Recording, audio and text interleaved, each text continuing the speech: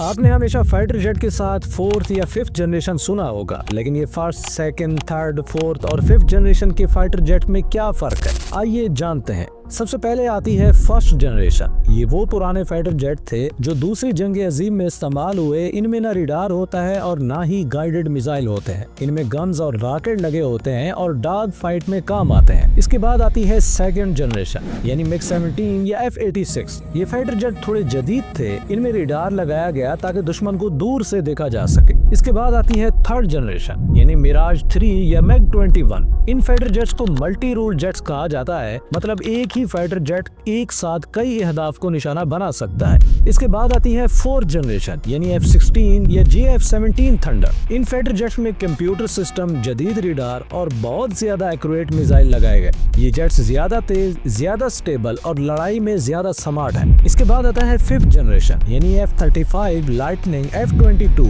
ये jets radar पर दिखाई नहीं देते। ये AI सिस्टम, ताकतवर इंजन और जदीद सेंसर के साथ आसमान के बादशाह है।